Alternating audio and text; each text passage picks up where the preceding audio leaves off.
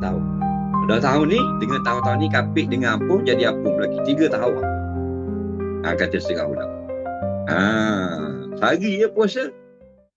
Tahun lepas apung dosa. Tahun lepas banyak kan dosa kita. Tahun depan tak tahu lagi. Kemungkinan banyak pada tahun sebelum lagi. Tahun depan. Wallahu'alam. Apung juga. Dengan hari Arafah. Itu kita berpuasa di sini. Dan yang kedua, berdoa.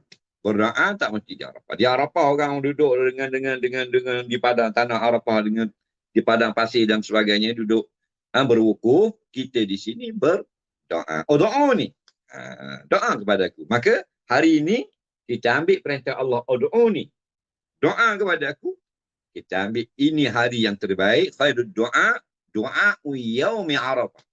Nabi kata khairul doa. Antara doa yang paling baik ialah doa yaumi Arafah. Doa pada hari Arafah pada 9 Dzulhijjah. Dah doa mana? Ikut pandang dalam hadis banyak doa-doa Rasulullah, doa maksur. Kita duduk di Kota Baru ni doalah pada minta panjang umur. Ya Allah, ya Tuhanku, berkat hari Arafah ini, hari yang berkat. Hari orang-orang membesarkanmu di tanah hukum dan sebagainya. Panjangkan umur aku agar aku sempat beribadat kepadamu. Angkatlah pandemik atau musibah yang sedang menimpa negara kami ini. Doa apa saja. Asalkan doa itu baik. Doa bahasa Melayu boleh, bahasa Arab boleh, Kamboja boleh, Perancis pun boleh.